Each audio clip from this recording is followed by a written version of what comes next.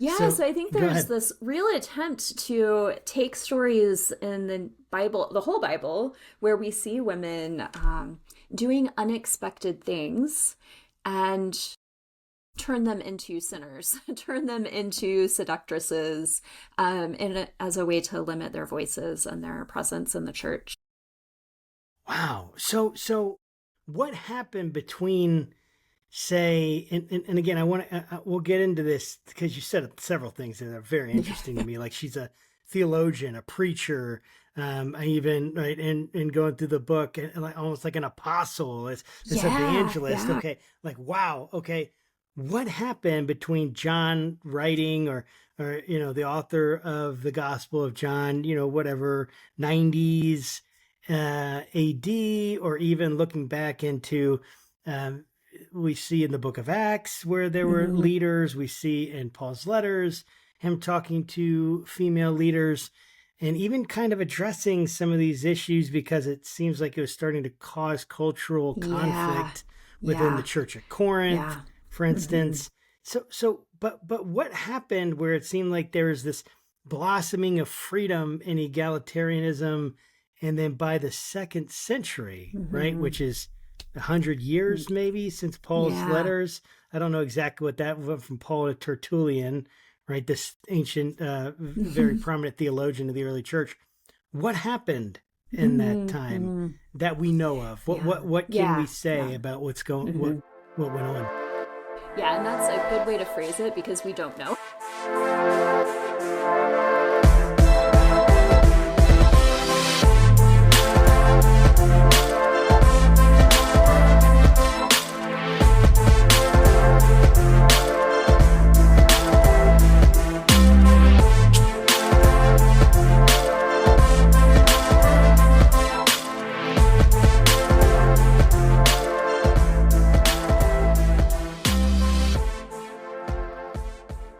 Hi there, this is Josh Bertram. Welcome to another episode of the Faith Roundtable, where we take issues in theology, things facing the church today, everything that is Bible and theology and religion and God, and we talk about it and we process it and we turn it upside down and look at it and try to figure out some maybe more questions to wrestle with. And we're excited to have another great program today. Of course, I'm Josh Bertram. I'm your host here. I'm also the co host of the Faithful Politics podcast, which happens on this same channel. So we want to make sure you guys check that out. Also, like, subscribe to all the things that hack the algorithm and help us get this great content out to more people.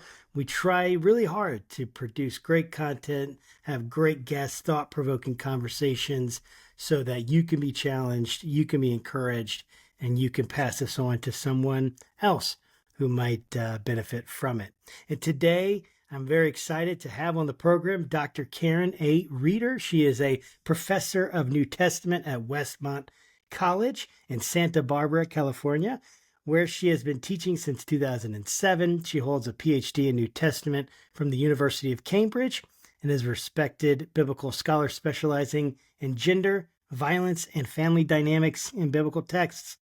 She is the author of several books, including The Samaritan Woman's Story, Reconsidering John 4 after hashtag Church 2, which is what we will focus on today, among some other things, and then Gendering War and Peace in the Gospel of Luke, and the enemy in the household, family violence in Deuteronomy and beyond. Her work challenges traditional interpretations of biblical stories, particularly those involving women, and examines them in light of historical context and contemporary issues. And we are super excited to have you, Caryn, on the show with us today. Thanks so much for joining me. Thanks for the invitation. I'm excited for the conversation.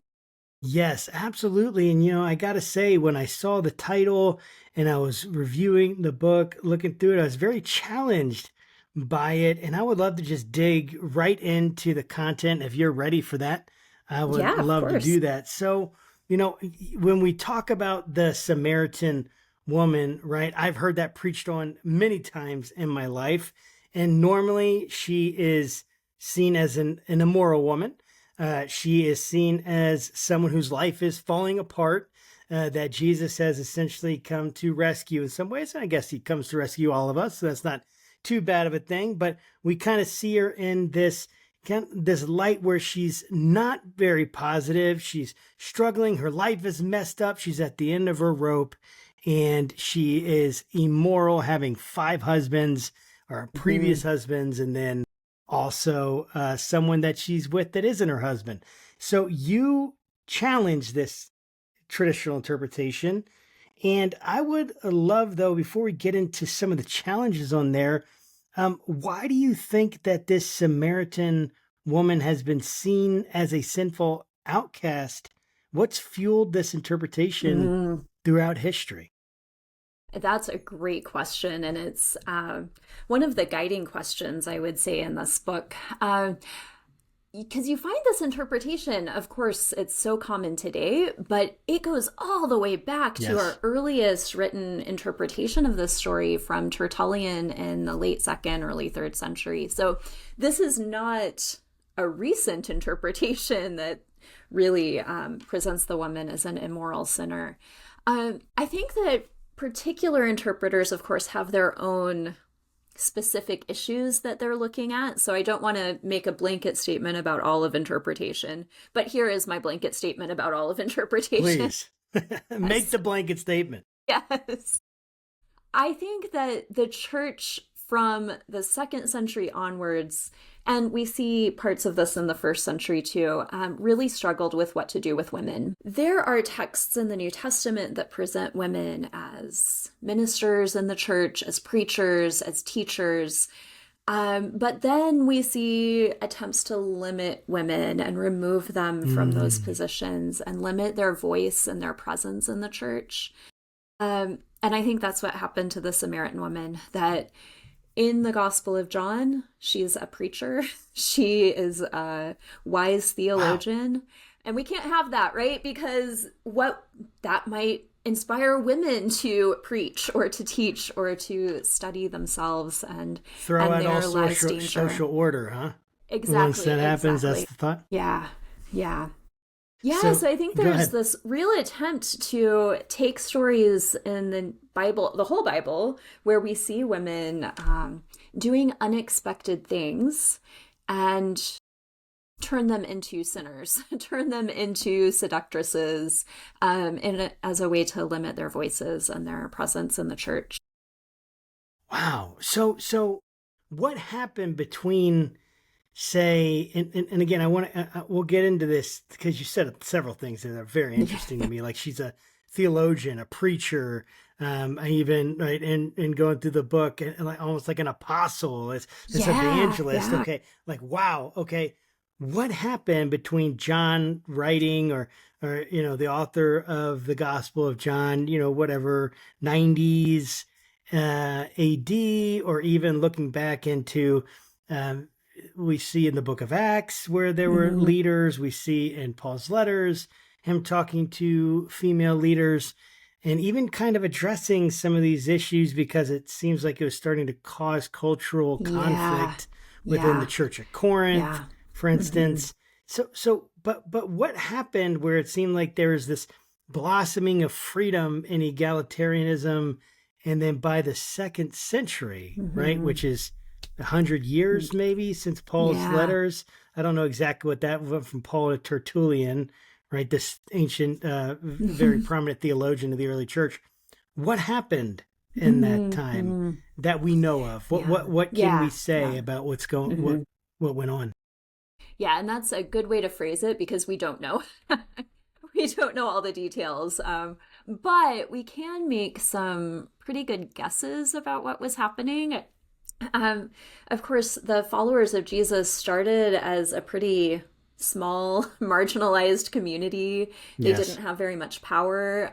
They were operating among people with less resources, people who had less social status or social positions. And so it doesn't seem so dangerous then, right? So it's just these people on the outskirts of the empire doing their thing with their monotheism. That's crazy anyway. But then into the 2nd century, 3rd century, we start seeing Christians becoming more popular, having wider reach, having people in the church who were in positions of authority, who did have wealth.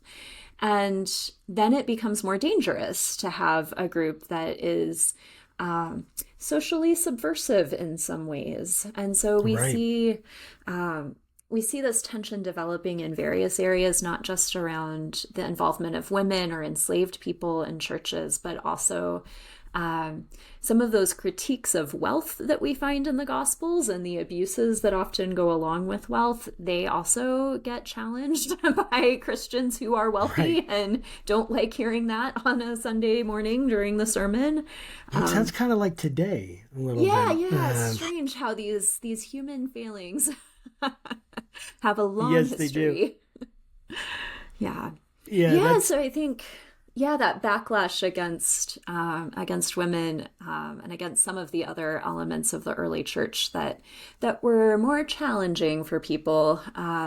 It's just part of the growing power of the church and that very human desire for power. Yeah, it's always fascinating to me because, you have Tertullian, who is this theologian in the early church who, in terms of historical distance, is much closer, right, to these events than we are.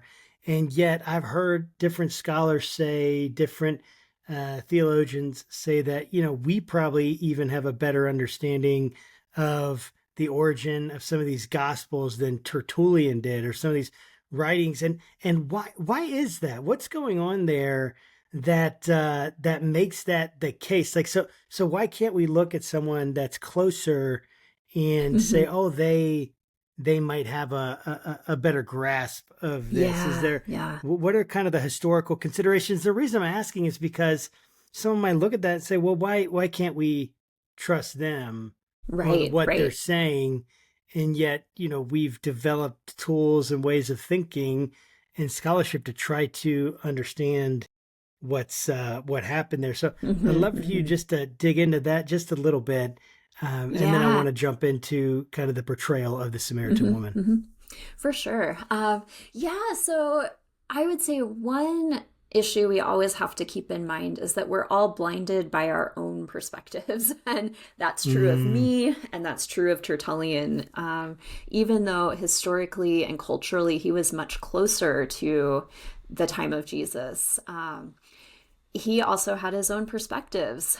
He was not insignificant person in his community. He was part of the Roman Empire, and he was certainly born into that world with certain assumptions about status, about household life, about men's and women's places in society, and that influenced his interpretation.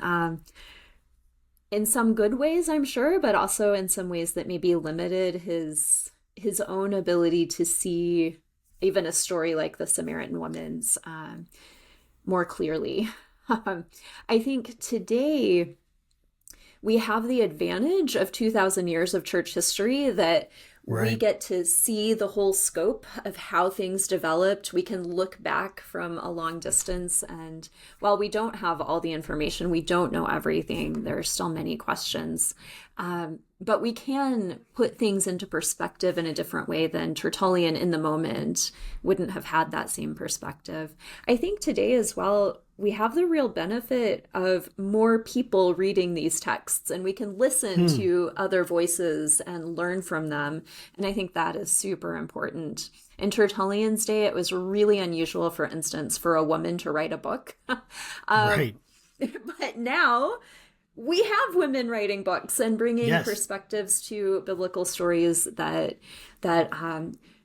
the history of men's interpretation, as wonderful and helpful as it all is, they're going to miss things because they're not women, and they're not going to see some of the same things that a woman might see. The same thing would be true for Black interpreters of scripture, right? They're going to bring insight and help us see things, help me as a white person see things that I might have missed otherwise. So, yeah, that's amazing. So I'm hearing that, we have a lot of history to be able to look back on that helps us piece things together. Like basically we have the advantage of perspective, right? Of hindsight and being able to look back and see that, which is I love that insight because we so often glorify like being closer. And of course, it's important to understand those voices that were closer in time to Jesus, the apostles, all that. But it's like sometimes you'll hear or even have people say on the other side, wow, we're so far away from them. How can we know anything about them? But hearing this perspective, actually, the advantage of time, even though it has some risks and it has some downside, it's actually even better because of that advantage of hindsight. And I think that is an awesome insight. And I hope people are taking notes that are listening, because that's worth thinking about. And I think about that in my own life. The advantage of hindsight has been so good for me to interpret the earlier events of my life. Yeah, and right. I can imagine it's for the church. I'll give you a moment to respond to that if you want before I dig into the next question. Yeah, no, if I could, stepping away from sort of the historical scholarship angle, I heard a pastor once talking about the story of Thomas doubting Jesus' resurrection and being able to touch Jesus' dead body and see that it is truly Jesus. And the pastor said, would it be better for us to be there with Thomas, actually feeling and touching and knowing? And he said, no, right? We actually are in a better place than Thomas because we have the long history of the church that gives us reason for faith that Thomas didn't have. Yeah. That's so cool. So it's a sort of a similar point from a slightly different angle that, that history of the church is really important for us to not only get perspective, to get different lenses on how we see the development of the church, but also to think about how those 2,000 years of history have led us to the point where we can be the church today in a different way. Yeah, I mean, again, I just love the insight. It's a very good counter balance to a lot of the, I don't want to say rhetoric, but just the argument about how can we know? How can we even be confident and all that? Well, hey, let's balance this a little bit because perspective really makes a difference. And I just love that. So going to the Samaritan woman, thinking about how John has portrayed her, I would love for you to give us a sense of how John, from your understanding, your study, how did he portray her? How did he portray her? What was the point of this story in the gospel? Why did John essentially make your case as to why she isn't the caricatures that we've given to the Samaritan woman, but why she is more of an evangelist, a theologian, someone that we should revere, as opposed to just kind of, oh, that's a cool story of how Jesus, interacted with her. Yeah, absolutely. So, two framing devices here for John's gospel. One is that there are actually a number of women who are really important in John's gospel. Mary, the mother of Jesus, jumpstarts Jesus' ministry by making him change the water into wine at that wedding in Cana, right? If you think about Matthew, Mark, and Luke, the big declaration of faith that comes in the middle of the gospel story is Peter telling Jesus, oh, you're the Messiah. Yay, Peter, you got it right. But in John's gospel, it's actually Martha who makes the big declaration of faith in chapter 11. Yes, Lord, I believe that you are the Messiah who's come into the world, right? And then at the end of the gospel, you have Mary Magdalene being the one who stays at the tomb, waits until she finds out what has happened, is the first person to meet the risen Jesus, and is commissioned by Jesus to go and tell everyone else what has happened. So the Samaritan woman is part of a larger pattern in John's gospel, which right away should make us think maybe she's not just an immoral woman who needs salvation. Maybe there's more going on in this story. The other framing device that John uses so amazingly, I love this so much. So John chapter 3, Jesus meets Nicodemus. Nicodemus has a name. He's a powerful person. He's a leader among the Jewish people in Jerusalem.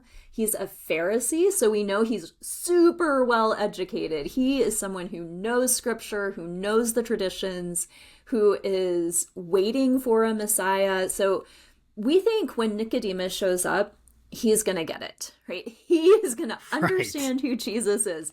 But you remember the story. Of course. Yeah, he makes some radical misinterpretations of what Jesus says.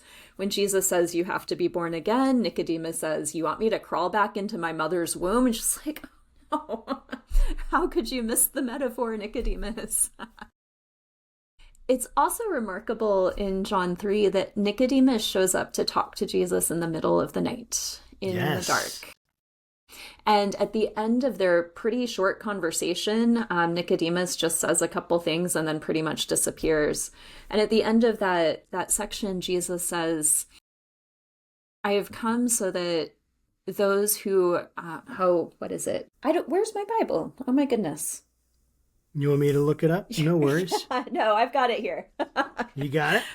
Yeah, I should have this memorized. I've talked about it so many times, but hey, you know it what? always flies out of your head when you're thinking about it, you know?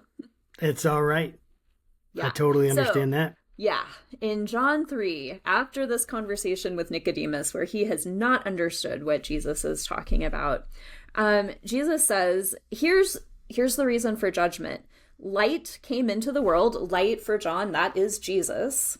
And people loved darkness more than the light, for their actions are evil. All who do wicked things hate the light and don't come into the light for fear that their actions will be exposed to the light.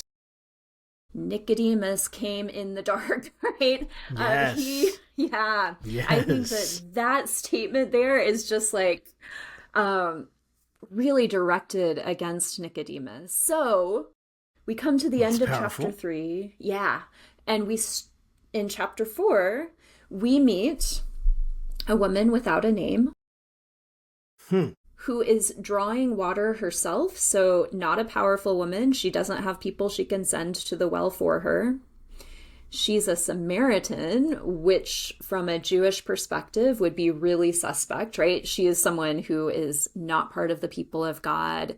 She's a woman, so clearly not intelligent. Samaritan, so clearly not someone who would be expected to understand who Jesus is. And yet, she has the longest conversation with Jesus in the entire Gospel of John. Wow. As a character, she says more things in that conversation than we see in any other story in John's Gospel, which is powerful.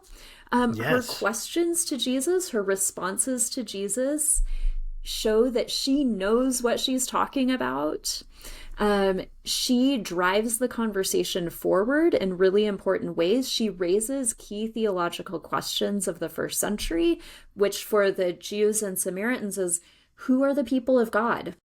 Is it the Jews who claim to have God's presence in the temple in Jerusalem, or the Samaritans who claim God dwells in the temple in Samaria, who carry the promises of God? Is it the Jews or the Samaritans? And she's the one who raises that question with Jesus.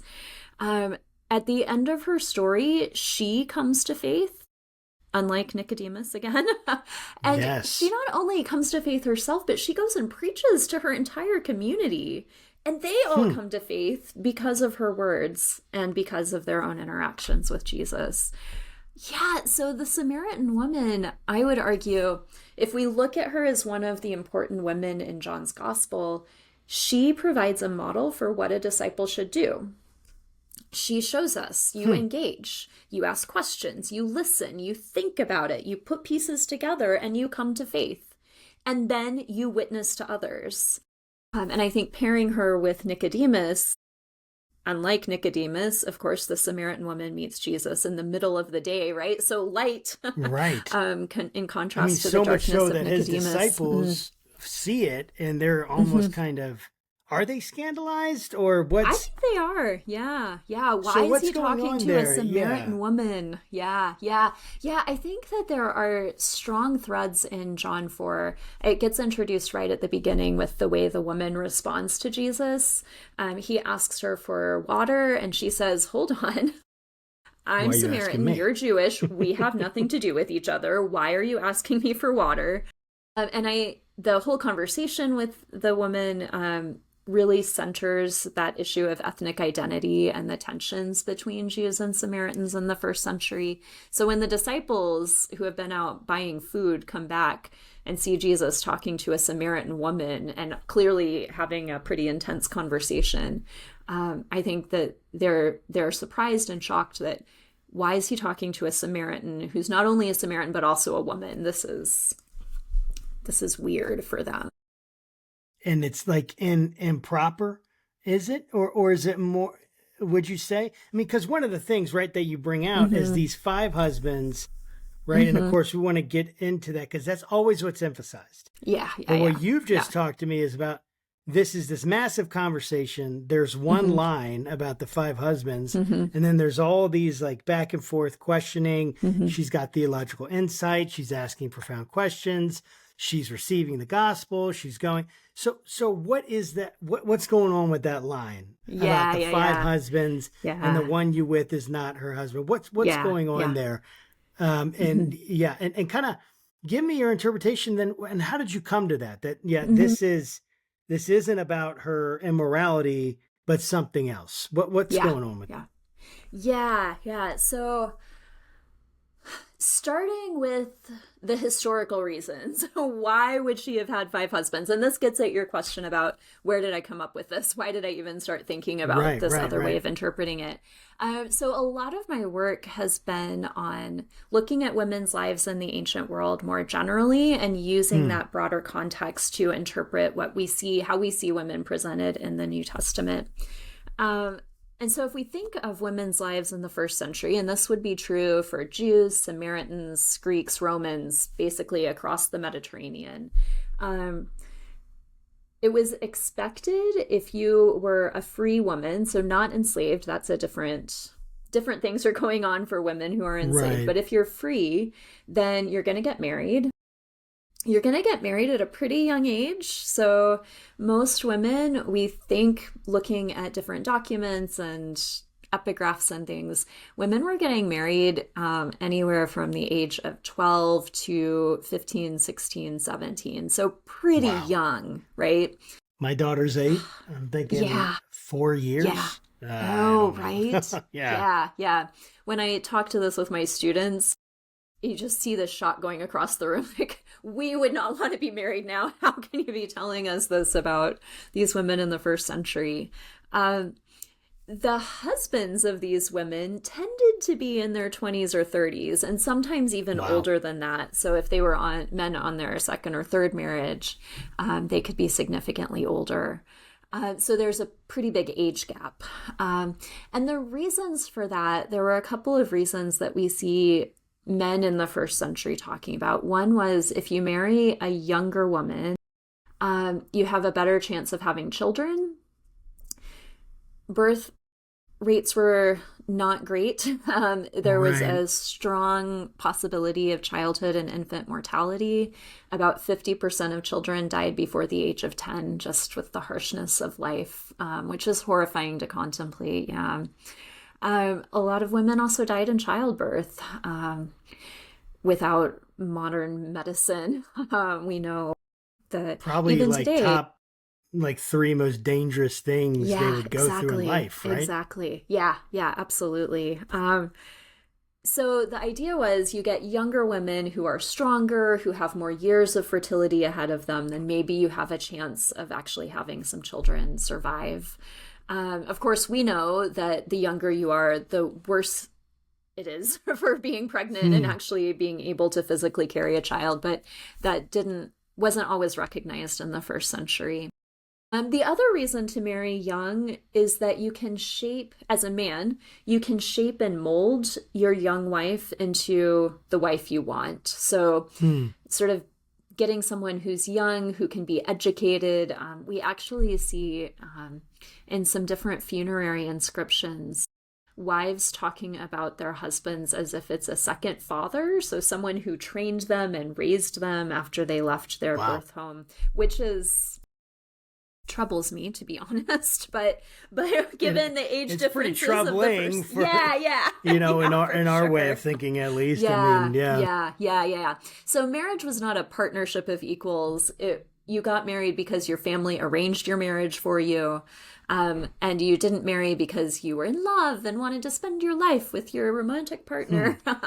You got married because there were financial needs, because your two families could make an alliance with each other through this marriage. You could get advantages for both families from this marriage, right? So with the Samaritan woman, we could imagine an early marriage for her, maybe in her mid-teens. Maybe she had her first husband die because he was older than she was and got injured or ill and died. And then her parents would marry her off again.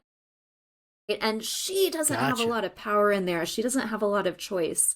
These things are being set up for her.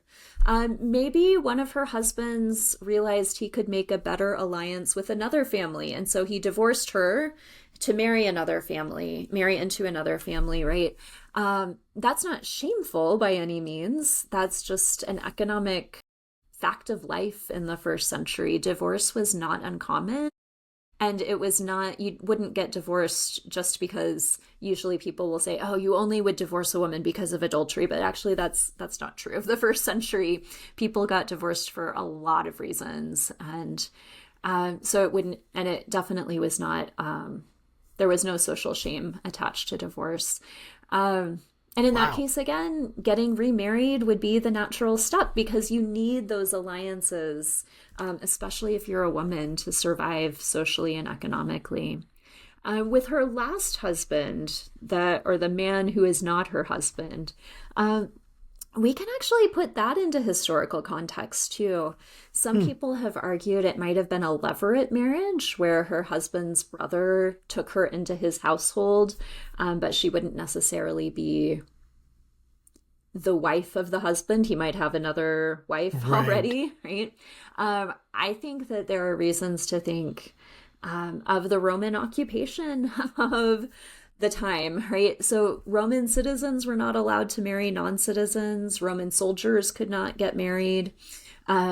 Roman enslaved people in the Roman world who could actually be, some of them could be quite powerful and wealthy because they're running the business of the empire, but they also didn't have the legal right to marry. Forming an alliance with someone like that could be really beneficial for this woman and her family. So she wouldn't be able to legally marry, but she could have sort of a common law marriage, what we would consider a common law marriage. And is that kind of the idea? So is there anything in the text that's pointing you in that direction? Yeah, go ahead. Yeah, so we don't hear anything about why she got married so many times or what her situation is. So we have to sort of look at the possibilities and think about how they might have applied in this situation. The reason that I do not think that she was an immoral sinner, though, there are two things. Number one, in John's gospel, Jesus accuses people of sin all the time. He's going to do it in the very next story in John's gospel when he meets the man who's paralyzed and laying by the pool in Jerusalem. He's going to say, go and sin no more, right? Go, stop sinning. So Jesus is not shy about accusing people of sin. But the word sin does not come in John 4 at all. There's nothing about sin in this chapter. That's really important to me. That says that when we look at this story and put sin into it, we are making a mistake. This is not a story about sin, and we shouldn't read sin in just because of our own assumptions about what this woman must have been like. So that's one thing that I would say we shouldn't read her as a sinner. The other thing is the way that her neighbors react to her at the end of the story. She goes back. She tells everyone in town, women and men, I think the Messiah is sitting by our well, come and see. And they all immediately listen to her. They run out to the village well and they tell her, look, you got us interested here. We believe because of your words and because of his words. they Wow. wouldn't be listening to the town prostitute that way. They wouldn't be listening to someone who was known to be immoral and sort of marginalized in society. That shows that this woman had an important position in society. Wow. Yeah. I mean, so all right, let me just make sure I'm following and understand. One, you would expect John to have mentioned that this was sin, especially if Jesus had said that. And then if he was trying to imply that or make it even explicit, right? So because he does that in other areas, right? So that's one part. Two, within that society, they would not have just responded in the positive way they did to someone who is essentially known as an immoral woman, an adulterer, or something like that, because in that society they would have been kind of maybe, and I'm kind of adding this, but from my understanding, the honor shame, they would have that would have been a shameful thing. Is that correct? Yeah, Like for to basically listen to someone like that, and so you have these two huge pieces of data that help you think, oh wow, like there's something else going on here. So what is going on? Like, why did he say that about the husbands? Like, what's your take on that? Yeah, I think that it's really important to look at the context. As I'm always telling my students, context is key. If you look at exactly what happens right after that remark is made, the woman says, I don't have a husband. Jesus says, you're right. Here's your marital history. And the woman immediately says, oh, you're a prophet. Yes. Yeah. I think that is what is exactly going on here. And we see that pattern elsewhere in John. Jesus tells someone something that no one would be expected to know just by looking at this person. And the person is immediately like, oh, I get it. There's more to you than I thought. And I think that's exactly the point here in this story, that the woman's been having this good conversation with Jesus, but she's not at the point where she's going to think, oh, he must be the Messiah. But when Jesus reveals something that no stranger would be expected to know, she's like, oh, I get it. That's amazing. Yeah. And if you're a prophet, here's the big question of our day. Where do we worship God? In Jerusalem or in Samaria? Yeah. That is, I mean, that is, it's just so cool to think about that and understand like what's really going on and paying attention to that context and how much it just completely changes the story when you start to understand this, because it makes sense. Like, how would he know my life story, essentially, right? And she says something, right? She says, he told me everything about myself, right? This idea, like everything. Yeah. So do you think that was like, are we getting a summarization of this conversation and there was more that was there, that maybe there was more about that, or Jesus was revealing more of that? And so, because I was always a little confused by that, because I'd be like, well, what do you mean he told you everything you ever did? Right. Like, what does that mean? Like, he didn't. He just said, But so what is that, like a summarization of something that you think was a much more extensive conversation? Yeah, it certainly could have been.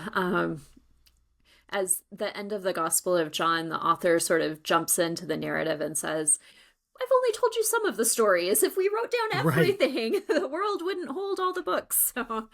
So certainly we could imagine this conversation going on for a longer time. It took long enough, right, for the disciples to march back into town and buy food, and that would have taken time. So if you just read through this conversation, there's not enough there to sort of give the narrative space for all of that time. So yeah, we could imagine there was more that they were talking about. That's so interesting. Yeah. So what else about the Samaritan woman? I want to kind of move into the contemporary relevance and make the best use of our time, and want to make sure we hit that. But what else about the Samaritan, this story, do you feel like contextually is really important that's missed? Is there anything else that you feel like, hey, this needs to be said so a listener hearing this could understand, that makes sense. That's a big piece of data that's important there. Yeah, I think in general, knowing something about Jews and Samaritans and their relationships in the first century really helps us explain the conversation that these two have. That if you ever have the chance to get yourself to Nablus in the West Bank in Palestine, you can go visit Jacob's Well. There's a Greek Orthodox church there. The priest will show you the well. Nice. Or so they say, right? Right. Who knows? But you can go and visit the historic well, and then you can also go and visit the living Samaritan community who still lives there in Nablus in ancient Samaria. And if you go and visit the Samaritans, you can take a tour of this museum that they have, and the Samaritan high priest will likely come along to welcome you and teach you about the Samaritan history. And they will tell you, we, the Samaritans, are God's true people. We can track ourselves back to Moses. We are the ones who have the true Torah. We are the people of God. If you go to Jerusalem, of course, you're going to hear a different message from the Jews of Jerusalem, who are going to say, no. Those Samaritans, who knows who they are? We are the people of God. We are the descendants of Moses. We have the true Torah. That modern divide was alive in the first century. Knowing that tension, that disagreement between who are the real people of God, I think really helps us understand why they start talking about why the woman reacts to Jesus as she does. She's not being rude. She's actually being pretty honest. You Samaritans don't want anything to, or you Jews don't want anything to do with us Samaritans. So why are you asking me for water? Did you not know that I'm a Samaritan? Is that not clear to you? So almost trying to protect Jesus. I mention that because I've often heard her represented as, oh, she's so rude. She's so rude to reject Jesus and to question him and to be so combative. No, she's a Samaritan and he's a Jew. And that is some of the tensions that would have been between those two communities. And then I think it also helps us grapple with the huge theological revelation of this story, that you don't have to be Jewish to be part of the people of God. You don't have to be Samaritan to be part of the people of God. When you are in the presence of Jesus, you are in God's presence. One of the big messages of John's gospel is that God has escaped the temple, yet God is no longer limited to one space. In Jesus, God is out and about among the people of God. And this woman meets God and recognizes that. And Jesus tells her, there's no ethnic exclusivity anymore to being the people of God. Anyone gets to be the people of God through the Holy Spirit. And that's a pretty powerful message for the Samaritan woman to be the first one to hear and to take forth to her community. Powerful. Yeah. I mean, super powerful. And it's amazing because it transforms this story into something you heard, which essentially, hey, God, Jesus has this grace on this woman who's extremely sinful and worst of the worst, and he can have that grace on you. And that's an awesome message in the sense that, but that this isn't the passage for that. And it completely ignores the actual central thrust of the passage of Jesus crossing cultural boundaries, of Jesus really interacting with this woman, this model of discipleship, this elevation of women and the status of women within the gospel, which is just profound. Yeah. And then you can see, like, it's just so sad that it was taken. That message was lost. It was lost in, the way that it's been preached, the way that it's been taught throughout the centuries. And I would love to kind of think about, like, today and thinking about how this has inspired you and with the stories and contemporary relevance for us now. I mean, there's a lot there I can already think of, but part of what you do, Red, is you trace the sexualization of biblical women throughout church history. You had mentioned that before, like if there's a woman there, she's doing something shocking or whatever it is, or something out of the ordinary or unorthodox, there's typically some nefarious or some kind of evil intent put to her. She's a temptress or seductress or whatever. What kind of talk about that? How has this affected the way that we read the Bible, and how can this story kind of break some of those preconceived notions and help us think differently? Because the way that we've interpreted the Samaritan woman, the same pattern is true of so many other biblical women who just get turned into sexual sinners, and that's what their stories are about. And it's only about these women coming to faith and repenting of their past ways and changing their lives. And if we're only talking about women in the Bible that way, then that narrative suddenly becomes the way we view the women around us. And so women become, because of, I would say, not only this, our society is doing a lot as well to reinforce some of these. Some of these ideas. But if we're only talking about women in the Bible in this way, if that's the only sermons we hear, the only Bible studies we hear, then we start looking around us and seeing women as sexual temptresses, right? They are stumbling stones who must be controlled for the safety of the men around them. Women need to be warned against their sexual sin. They must be told that they should be in control of themselves and also control, sort of, if you're dating, then you're the one who's responsible for maintaining some sort of sexual purity.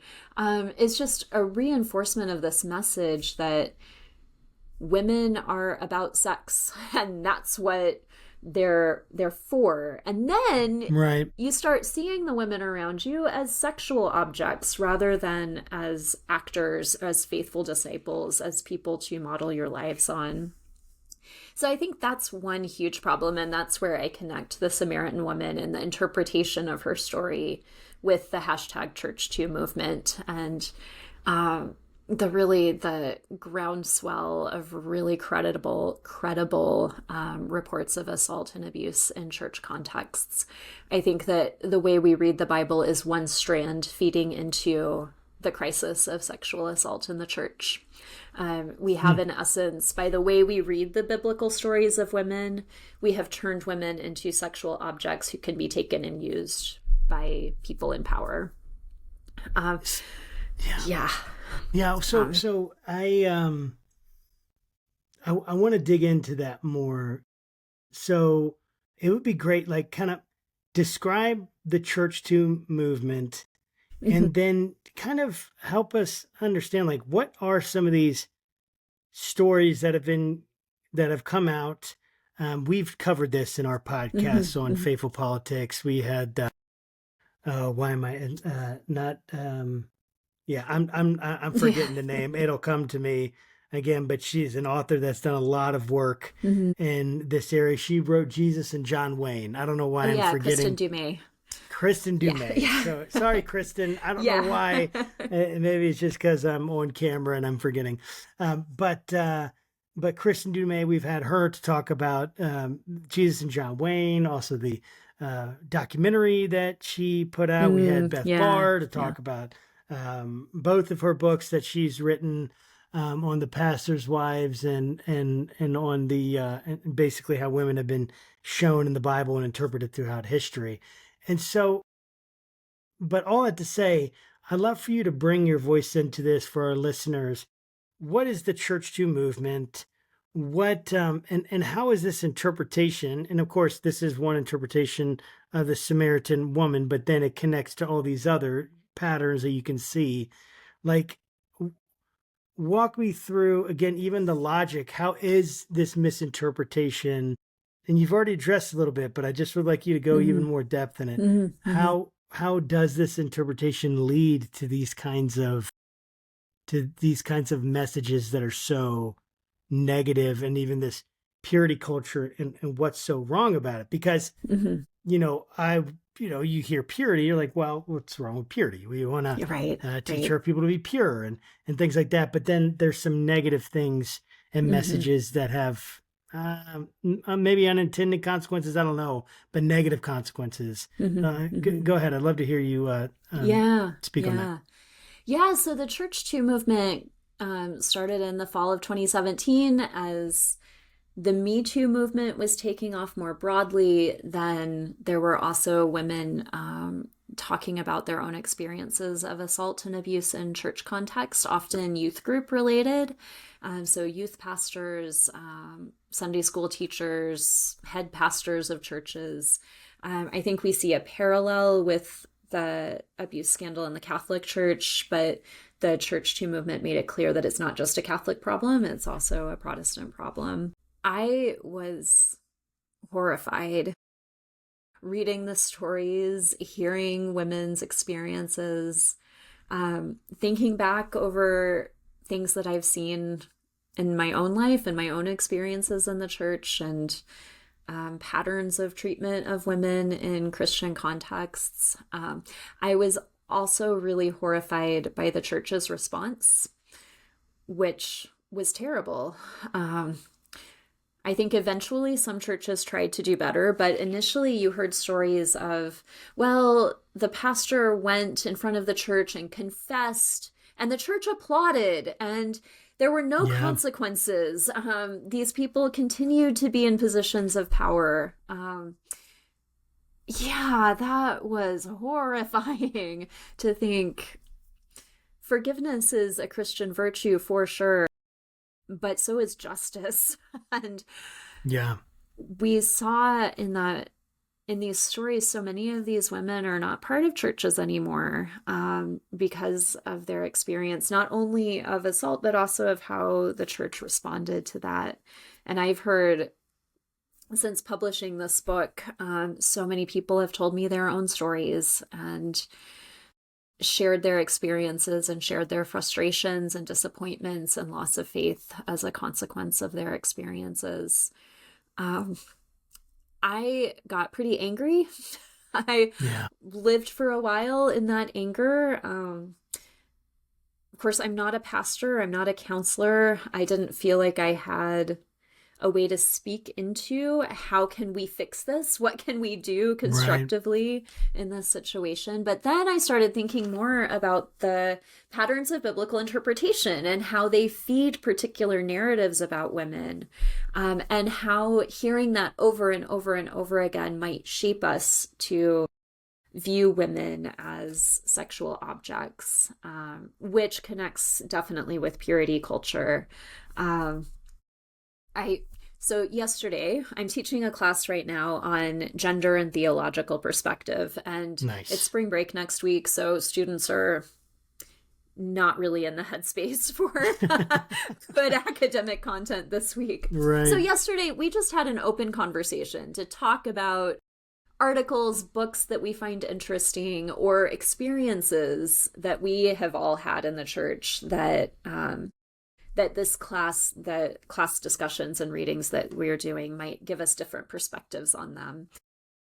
I would say 3 or 4 of the women students in the class talked about their experiences at Christian summer camps, where they were limited with what they could wear. Sort of your shorts had to go below your fingertips, you had to have your shoulders covered, only one-piece bathing suits.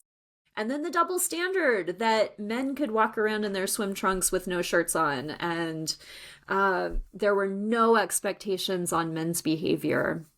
Another one that really, of course, I know all of the ideas about women need to cover their bodies because otherwise they're going to tempt the men around them. And why do we never tell the men to not use their eyes in that way, right? If we look at that text where the stumbling stones come up in the Gospels, Jesus doesn't say you should cover up the stumbling stone.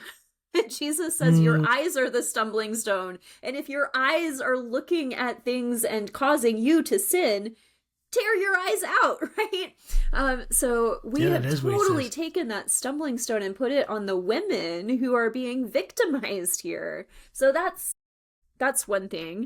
The other thing that several of the students talked about was how they were told at camp that if a boy asks you out, these are women students, if a boy asks you out, you must say yes.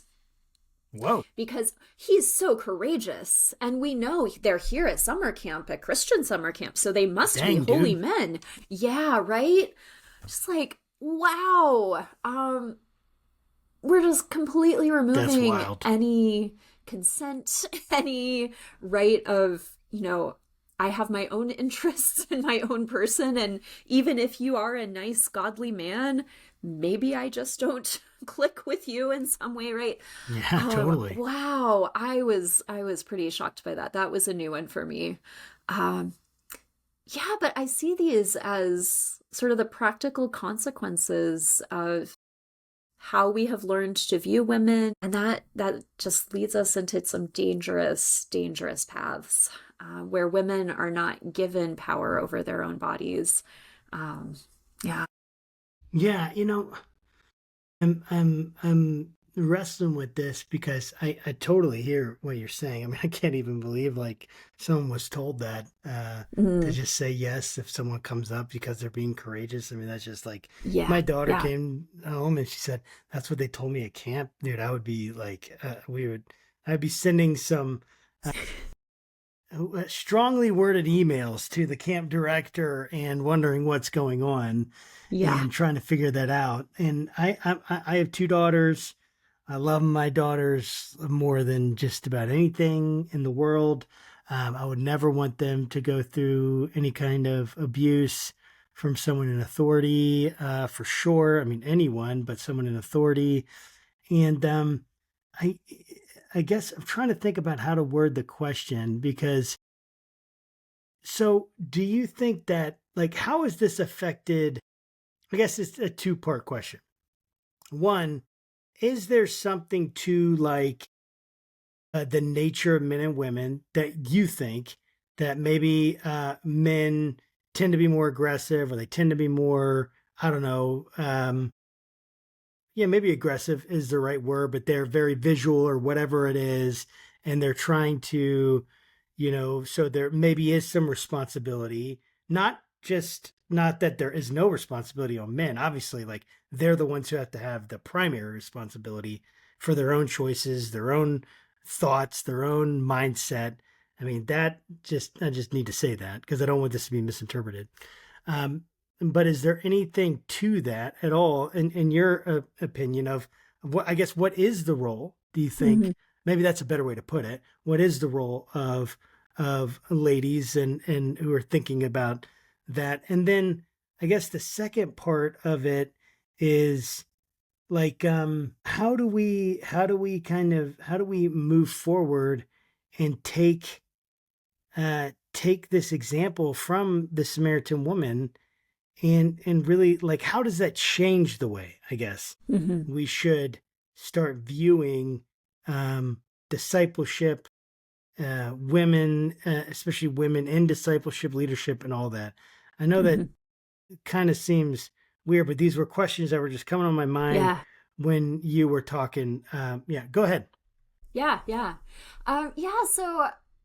I want to give credit to this to Angela Damore, who is one of the directors of Residence Life here at Westmont College. I heard her say this once, and I found it a really helpful way to think about the way we choose to present ourselves.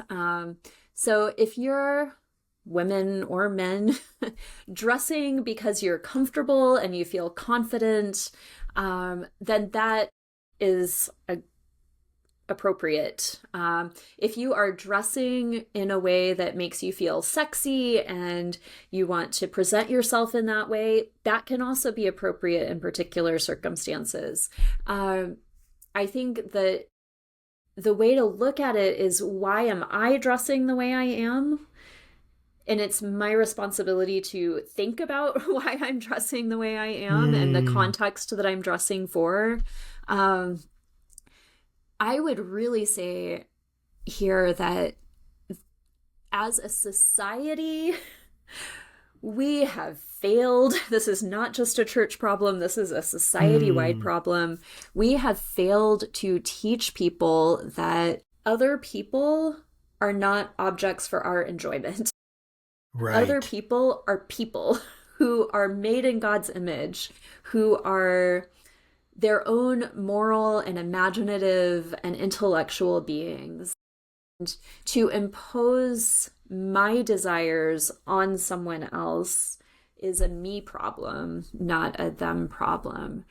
So I think in the church, we could just do much better at teaching that message. Right. And so that, and I think that this is true for women and for men, right?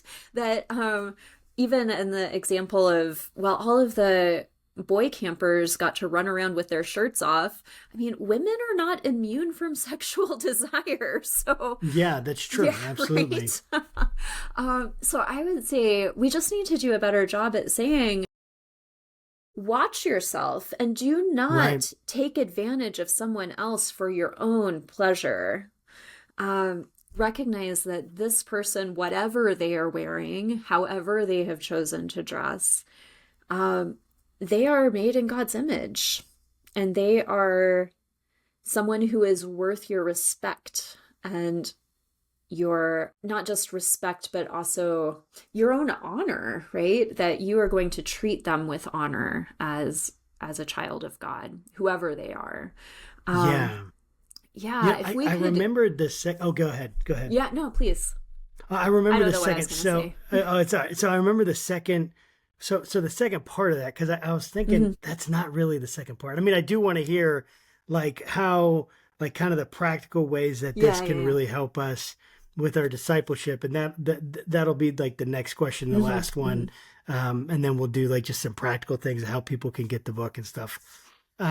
But so with the gender roles, right? We've had these gender roles, and obviously there's some flexibility in those. There's been, it's a very, I just acknowledging, right? It's a very nuanced, it's a very complicated subject.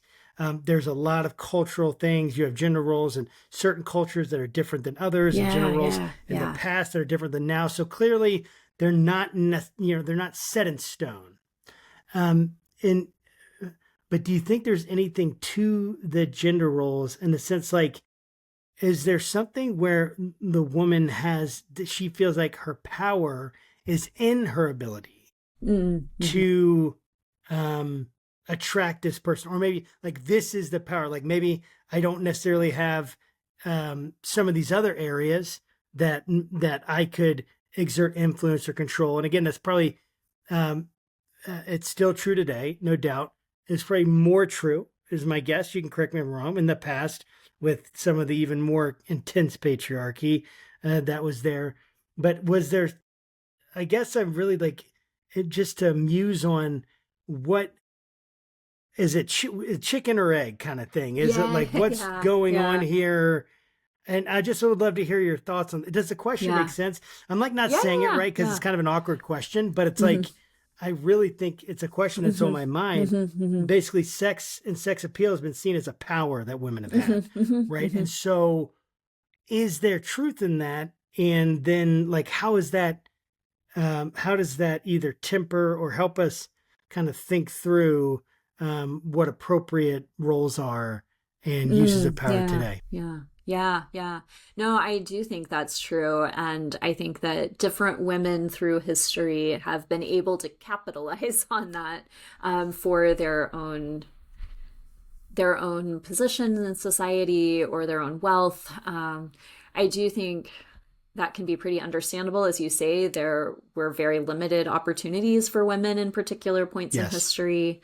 And so using what you've got could be a way to survive, right? So, absolutely. So I can understand that. I also think that society has taught us that message. So chickens and eggs, that's the question we can never solve. And I think this is one of those, they're all so tied together that society has taught us that women do that. Society has taught us that women can do that. And society takes particular messages from that, right? So warnings about those women who are so seductive and will use their bodies and their beautiful faces to tempt you and to gain for themselves. Where was I going with that? Now I've totally lost my train of thought. Yes, I do think that has happened. and I would say there that, again, being really aware of why we're choosing to present ourselves in particular ways. And maybe for some people, the danger is in how do we look at others? Maybe for other people, the danger is how am I using my body or my appearance? And am I being ethical? Am I being moral in that? That makes a lot of sense. I mean, I think to your point, people, that's not like a gender specific thing. Like so many, people are going to use whatever they can to have the control and power that they can, which is understandable. And I don't mean that in a negative way necessarily, right? I kind of trying to say it in a neutral way that we're going to do what we can, use what we have, and we're going to make that happen and to get what we need or we feel like we want in life. And we're going to use those things. And I've seen that. I've done that. I understand that feeling and that motivation. And I think your advice is really, really solid. Like just to be always thinking about, hey, what's going on in my own life? What are my own motivations? What's going on within me that's creating this need? Like, why do I feel like this is the only way I can control, or why do I feel like I need to do it in this way? And I just think it's just important to have these conversations. They're hard to have, I think, because of the awkwardness of the subject matter, but they're so important. I think that's probably what makes them even more important than not. Like my son today was like, Dad, we went into family. They put me in family life in school, and we talked about puberty, and he was so like, embarrassed to talk about it. Yeah. And it's like, we don't need to be embarrassed to talk about this stuff. We gotta, but it's hard, and it's hard for me to talk about it.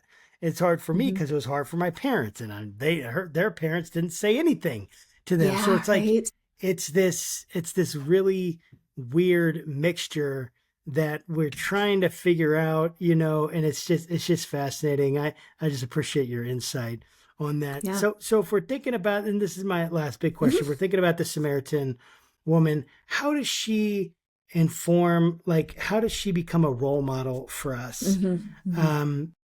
Where was this role model of repentance? And of course, there is a sense in which she's repenting or maybe not repenting, recognizing. And then there's repentance in there at some level. I don't know. Maybe not in that passage. I'm just thinking in general of someone coming to Christ, there's a sense of like turning your life over, kind of changing your ways. Of what's going, changing your ways. But how do we take that as a role model, not just of repentance, which is just what it's been, or Jesus's grace, which are great, but of what the actual story was saying? How does she now become our role model? Yeah. I think one thing is to take her model as someone who is informed of what's going on in the world, who knows her traditions, who knows scripture, and can engage in a good conversation with Jesus, right? So there's one thing, be educated, learn about traditions and the past and what's happening now. I think another thing is stay in the conversation, right? Be engaged is what I would take from that.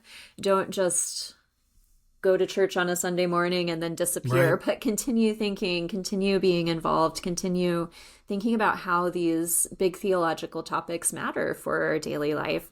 And for John's gospel, the issue of witnessing to others about Jesus is huge. And so this woman is a model of that. And she not only comes to belief herself, but also takes that message to others and tells them about the chance to become followers of Jesus. So yeah, and I think that in general, I have often found in the church that we only tell the stories about women at Christmas because Mary's there, and then on Mother's Day, right? And otherwise, most of the sermons we hear are about the men in the Bible.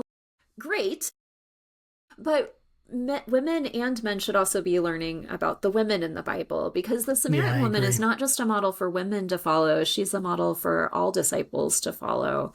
And we need to be talking about those stories more in the church so that we see women as more than one dimensional. And we can honor them as our ancestors in the faith, and also as the people that we see around us who are powerful and important in the church. Man, that is so good, because like it's so funny because it's totally true. Like all these books about the great women of the Bible, and they're advertised to women. That's what their target audience is. Yeah. And it's like, hey, this is how you become a woman of God. Right. And it's like, wait, so I don't have anything to learn from Esther or the Samaritan woman or Mary or, Deborah or Priscilla. I don't have anything to learn from these. And of course, that's not the case, but I can see how that's taken shape, and you're totally right. We got to break these stereotypes. I love it. How can people connect with you and follow your work, and what are you working on next? Yeah, so I have to say I am completely not on social media. So that is there are limited ways to contact me. I understand. You can find me at westmontcollege.com and track me down that way. So the Samaritan Woman's book, Samaritan Woman's Story, is out and available. I'm working on a new book on slavery and masculinity in the New Testament, and looking at it's going to be interesting, I think, looking at how the call to be like slaves, if you're going to be one of Jesus' followers, the way that Paul describes Jesus as a slave in Philippians 2, the way that various leaders in the early church presented themselves as slaves. There's a real challenge there to the way that masculinity was perceived in the ancient world as an issue of power and authority over others. And I think there's some important messages that we may have missed there in the really challenging and shocking images that we get in the New Testament. So that's what I'm working on now. And it feels very slow right now, but it's coming. It'll be here before you know it. Well, yeah. I really appreciate that. And we'll have to have you on to talk about that one. That sounds fascinating. I would love to have a conversation about that when it comes out. Caryn, thank you so much for being on the program. It's been a real pleasure to have this conversation. Yeah, thank you very much for the invitation. You're welcome. And to our listeners and viewers, thank you guys for joining us. This has been Dr. Caryn A. Reeder. We will put links to the book and to Westmont College where you guys can contact if you're interested, and all of that on the description. Guys, thanks for joining us. Again, make sure that you like and subscribe. We want to get this content out to you guys, and we hope that you enjoyed it. Let us know your feedback in the comments. Try to read them all, and appreciate you guys. Until next time, take care, and we'll see you.